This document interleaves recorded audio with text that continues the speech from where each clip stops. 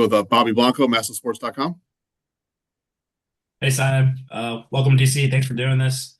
Could you just take us through how you came about to join the coaching staff and your relationship possibly with Sean Doolittle and meeting Paul Taboni and Blake Gutierrez through this process? Yeah, absolutely. I don't know how much you guys know about my relationship with Sean, but we go back. He trained with me when I worked at a facility called Push Performance in Arizona. And he and I have stayed in touch over the years. Um, and he's become just like a great pitching friend of mine, in the industry, right?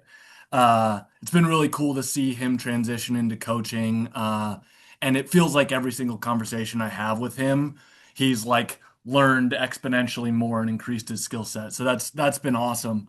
So when I found out that the Nats were reaching out to potentially interview me, he was my first call. Um, I kind of wanted to know where he stood, but also, what his feeling was around everything that was going on. And he had a lot of really great things to say about Paul and Blake. And Blake and I didn't know each other before this process, but I had heard some really spectacular things about Paul from people I trust deeply in the industry. And yeah, so that was kind of how it came about. Um, and then to have an expectation going in of people you've heard a lot of great things about, and then to have them really deliver and go above and beyond kind of what my expectations were made me really excited about it. Andrew Golden, Washington Post. Hey Simon, great to meet you. I read briefly that you worked as a business development specialist before you returned to coaching. What made you want to get back into baseball, and did that brief stop in doing that? Like, how did that help you if it did at all? Uh, I got released from playing about 15 minutes after they canceled spring training in 2020. I joked that I was the Angels' first call. Um, and that was just a weird time and a weird year, and a lot people experienced that in a lot of very different ways. And I had to pay rent. Um, so through some through some friends, I was able to catch on.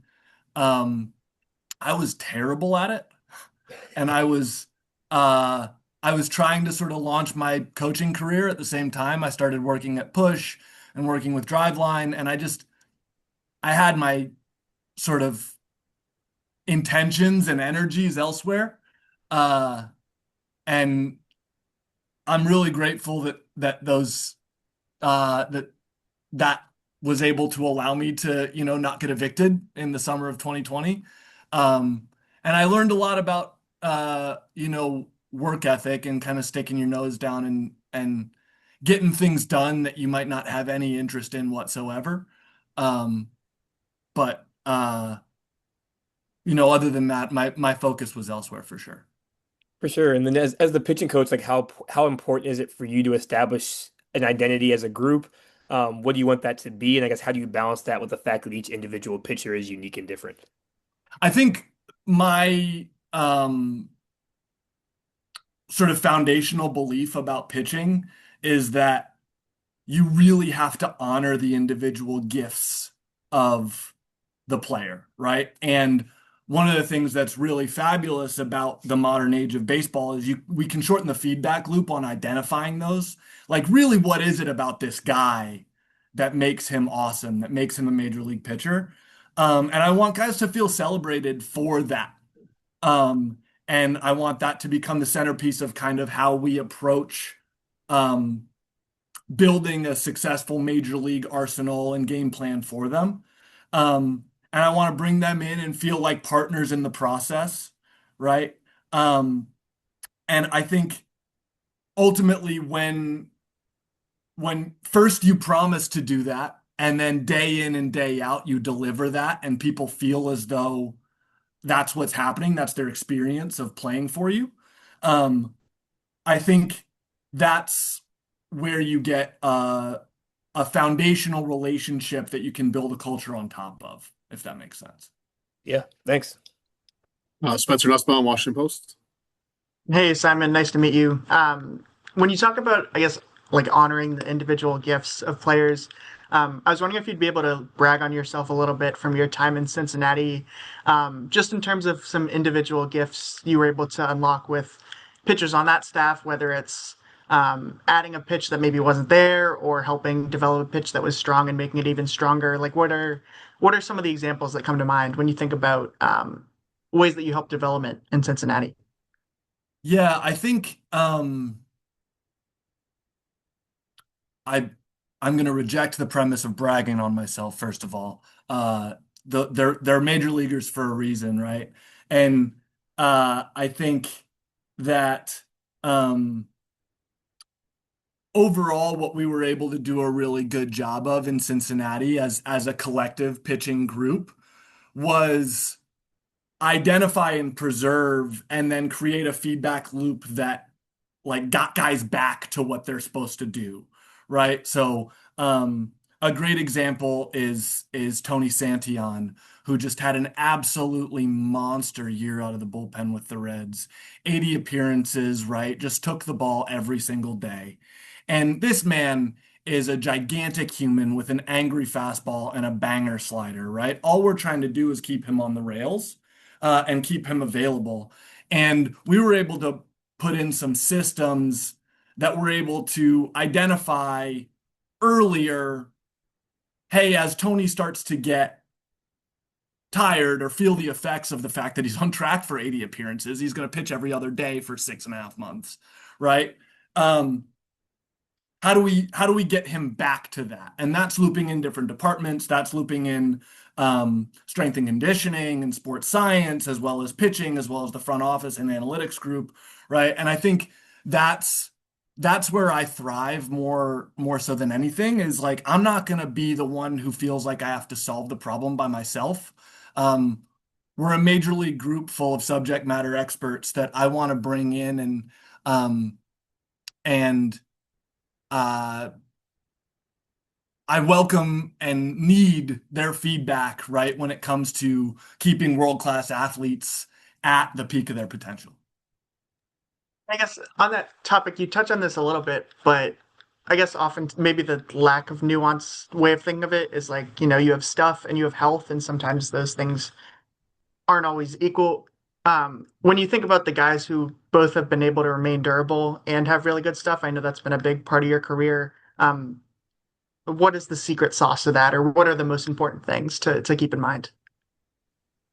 Uh,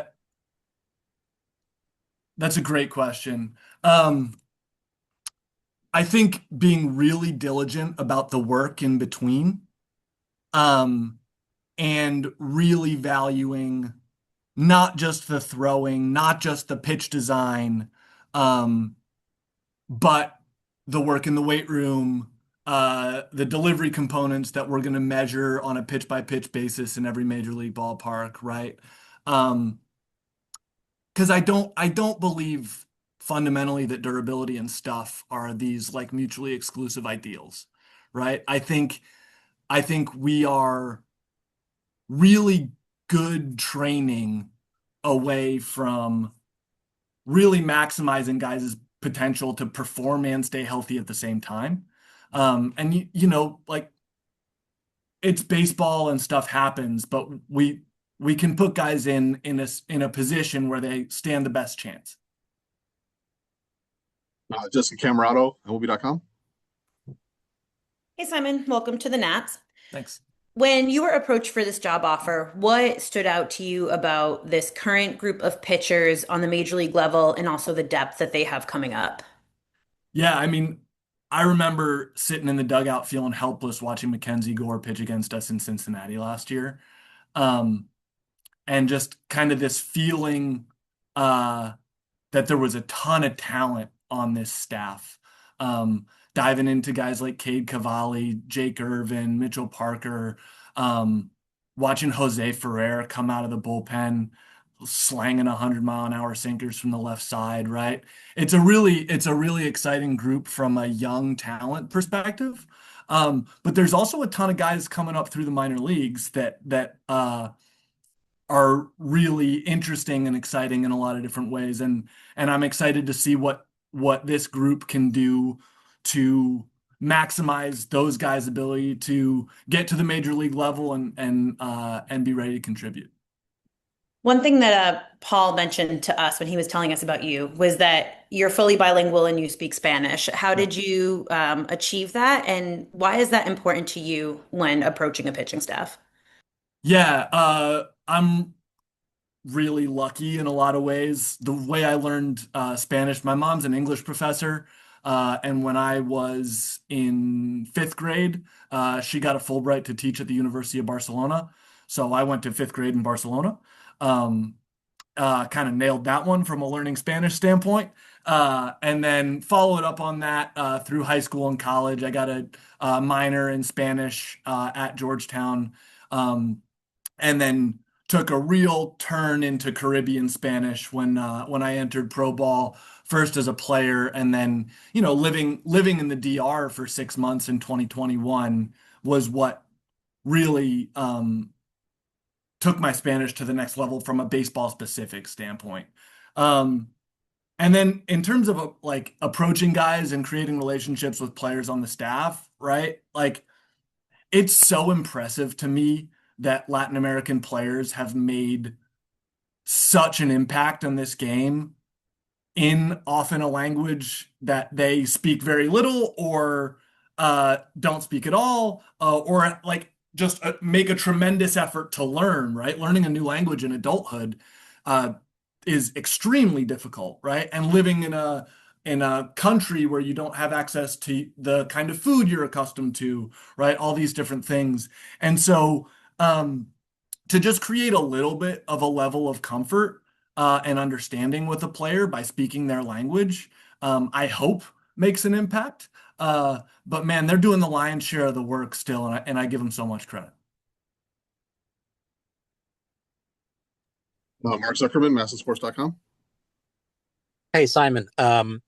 We've heard in recent years about a lot of big leaguers who go to these pitching labs like you used to work at. Can you just kind of describe what you do at those places, what you did, and how that translates to coaching them on a day-to-day basis at the big league level? Yeah, I think in my personal experience working at a place like that in 2020 and 2021, right, which was kind of a hectic time for the industry, guys didn't know where they stood with regards to roster decisions, right? Minor league contraction. Guys wanted an invite to the alt site in 2020, right? And didn't know how to get one of those. And providing the resources to guys who were in full-blown compete mode to then share with their organizations and see what they valued was a massive learning opportunity for me as a young coach. Because the fact of the matter is, if you want to get an invite to the alt site or whatever it was at the time, right, being able to demonstrate readiness was a like a factor, right, that teams were considering. And so we were making videos of guys throwing bullpens or live BP with a radar gun in the background and just saying like, hey, like for your consideration, like this is how ready I am. And then I think now as the industry has settled again, right, and we're playing baseball, I think guys become really tethered to what drives major league winning. And they know that's what gets them paid, right? They know that's what gets them the next job. They know that's what keeps them employed, right? And in a lot of cases, it's this sort of outside opinion that becomes really attractive because they have ownership of it, right? They can say, okay, I'm entering into this partnership with a facility that's going to provide me some resources that I seek and that it's going to help me in my career, right? And I think ultimately the goal for us here is to be able to provide that information to our guys and to be that resource.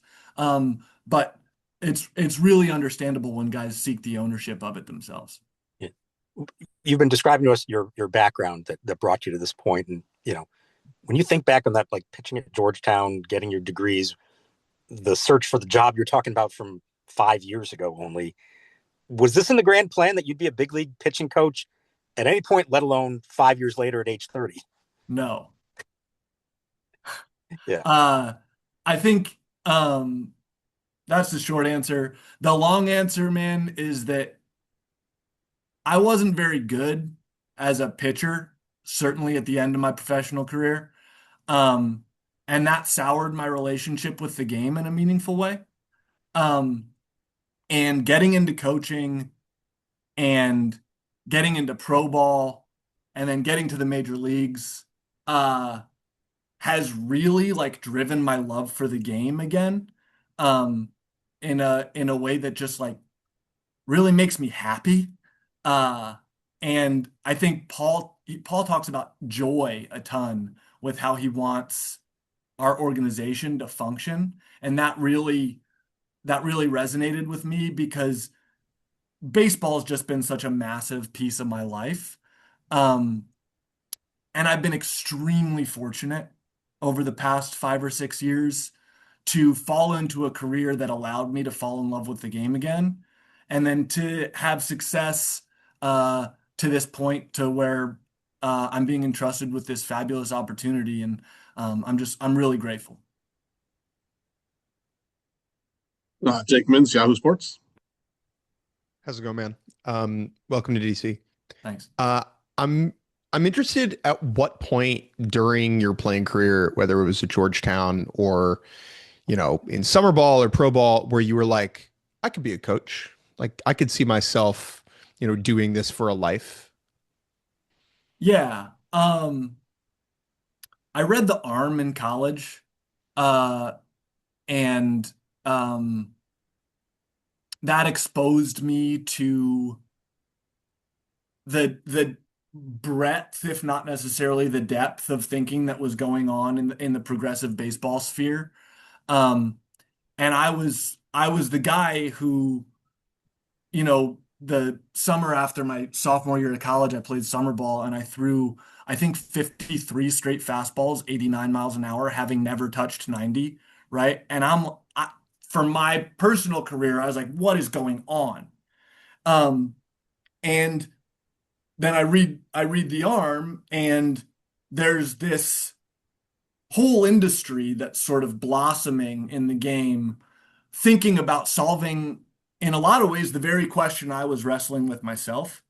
Um, and a lot of the things just kind of made sense, right? The dots seemed to be kind of right next to each other, right? Here I was, extremely luckily, getting a degree in political economy from Georgetown, where I'm taking a bunch of statistics courses that, like, maybe I certainly now can't apply to the world economy, right? But I've got these skill sets that make it a little bit easier to draw these connections. And I speak Spanish, and I still throw 89, so I'm probably not going to be a big leaguer, right? But I keep getting guys out, so maybe I can play pro ball, right? Like all these kinds of things. And I don't know that there was ever necessarily a moment, but when I was playing pro ball, my last year in 2019, I made the decision to move to Seattle and train at Driveline full time for that fateful offseason of 19 into 20 to try and save my career in 2020. Nailed that one. And I think then it really clicked that this was going to be my last hurrah. I was going to try and learn as much as I possibly could, because my frame of reference as a former player was going to be really important as I got Yeah. as I got into whatever was next, and it seemed like that was going to be coaching. And then last year was your first year in a big league dugout, and you would, correct me if I'm wrong, obviously, but you had spent kind of the first 4 years before that with Cincy more in a roving role at the minor league level. How was the experience of trying to win every day different than what you had done previous to that? Awesome. Uh, I mean, I'm going to quote Paul again with his talk about how we want to thrive in in an environment where the scoreboard is visible, Yeah. right? I didn't realize how much I craved it until I got my heart ripped out on opening day by the San Francisco Giants. Uh, and man, it's terrible to lose and it's amazing to win, but it's just such a great way to end your day every day, right? Like, did we do it or not? Right? Are we making progress or not? Right? And it's just visible, right? It's such a um fabulous thing. I I love the competition of it. I love that there's a winner or a loser at the end of every day. And I love that we're just going to show up again tomorrow, no matter whether we won or lost. We're playing again tomorrow, man. And that was the biggest surprise and probably my favorite part of the major leagues, in my experience last year. I'll go back to Bobby. Yeah, Simon, you mentioned some of the talent that the Nats have on the farm system in terms of pitchers, and unfortunately, a lot of those top guys are either injured currently or have some injury history, like Yarlin Susana or Travis Sakura. I know you'll be dealing mostly with the major league staff, but how will your experience serving as the rehab pitching coordinator with the Reds kind of implement or affect your coaching strategy and coaching style? Yeah, I think one of the foundational experiences I had in rehab with the Reds uh, was this sort of like flipping of the script that we wanted to promote durability rather than just get a guy back, right? So our strength group did a fantastic job. If you look at the bodies that emerged from our rehab group, uh, with the Reds. They were packing on muscle. They were moving better. They were more athletic. And if you look at the objective measures of like in the training room on the medical side, whether it's internal, external rotation, those kinds of things of the throwing shoulder, we were driving like real advances with that group. And so that's kind of my North Star, right? Is that injuries suck, but injuries happen, right? And oftentimes they're an opportunity to come back out ahead. And then you see the guys that go through a rehab process on the playing side, and a lot of times they're able to learn things about themselves, about their processes, about their habits and routines that are really going to drive success going forward. So I hope that's the case for those guys that you mentioned.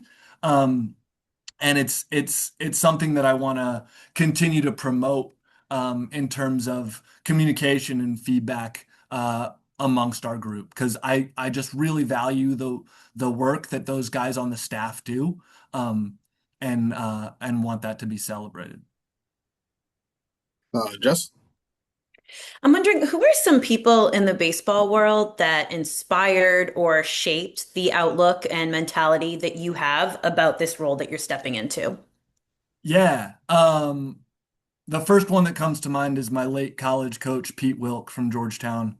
Um, he had a real matter of fact way uh, of explaining the standards of what it looked like to be a successful baseball player and to play the game the right way. The example I always use is he would coach third base, and his sign for move the runner over was he would just kind of growl from third base, play the game. And you were expected to know what that meant. That meant you might have to lay a bunt down, you can hit a ground ball to the right side, but that runner on second base better get to third, right? And it was just a matter of fact way of setting the standard. So I think about him a lot. One of my old bosses with the Reds, Brian Conger, has been a tremendous mentor to me in my growth, not just as a pitching coach, but as a leader. And the way he thinks about setting up systems and organizing and feeding development at the major league level. Uh, And then Derek Johnson, the pitching coach in Cincinnati. Um, he's an absolute beauty, man. He's a legend in the industry for a reason. Um, and I really admire the way he's able to sort of absorb and learn things about the game and then access them at the right time. He's a he's a walking encyclopedia of all sorts of baseball knowledge, going back from old school stuff to stuff that's coming out and it's cutting edge right now. And he knows kind of when to pick and choose um, which which buttons to press at what time.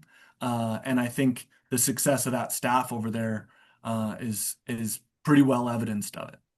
And with all of those varying inspirations, how do you want to be as a pitching coach? Do you want to be the guy that's growling? Do you want to be the quiet listener? What's your demeanor? I want players and staff and everybody to experience me as authentic, right? I don't want to be pretending to be anybody else. I think uh, it's really easy to sniff that out when you're locked in a clubhouse with the same group for 162 games plus spring training plus playoffs, right? Um, and so the things I've learned from those three guys, like those are three extremely authentic individuals who are not pretending to be any way. But to the second part of your question, the most important thing I can do is listen. It's listen to our players. It's listen to our front office. It's listen to Blake. Listen to our staff, whether it's the strength coaches, medical group, sports science, R&D, what have you. And my job is to really, truly listen, uh, and then be able to sort of amalgamate all of that information and put it to use to help our players. All right, we got two more folks. We'll go first to Andrew Golden. Simon, I wanted to piggyback kind of off of Jake's question about developments. I know it's probably a little bit easier to develop in the minors where maybe stats and wins and losses maybe matter a little bit less than they do at the major league level. Do you approach development differently with a major leaguer than you would with a minor leaguer, or do you feel like it's kind of all the same in terms of how you approach it? Uh, yes and no. Ultimately, players are going to react and retain information based on their performance, right? So you can tell a guy in rookie ball that he needs to work on something with his slider. And if he goes out there and works on it and stinks, even if you're thrilled about the process, he's going to have his experience of that new slider grip or whatever it is really colored by the fact that he went out and wasn't any good today. Um, and that just becomes more true at the major league level. The beautiful thing about the major league level is that we have so many more resources, right? So before I bring something to a guy, it's my job and our job as a staff and an organization to be pretty darn sure that we're at least directionally correct. Um, and we are, like I said at the beginning, really valuing and celebrating that player's individual gift. And this is going to be either feeding directly into that or complementing it in a meaningful way, right? The other fact of the matter is like the Washington Nationals are going to have to develop our next really competitive team. And so there's a little bit of patience sort of inherent there, right? Where we if we're sure it's going to work, or if we're sure we're moving the ball in the right direction, then we can withstand a little bit more short-term difficulty. While again, like I said, honoring the fact that the player, the fans, the whole organization is going to really acutely feel success or failure in the moment. And we'll finish up with Howard Fendrich, Associated Press. Hi, Simon. Welcome to DC. Curious, what is that? What appears to be a mugshot, maybe over your shoulder? That's On the Johnny way here. Cash. Ah, okay. Why do you have that there? Uh, Big Johnny Cash fan. My wife and I have a ton of art up around all over our apartment, but we found the mugshot of Johnny Cash at a vintage store in Phoenix, Arizona a couple years ago. I think we spent maybe $2.50 on it, so it's come with us ever since. What was his best pitch? Johnny Cash's best pitch was a fastball. Thank you. Good to meet you. All Likewise. right. Thank you, Simon. Thank you, everybody. Appreciate your time, and I'm sure we'll talk to you guys soon. Thanks, everybody. Thanks again, Simon. We'll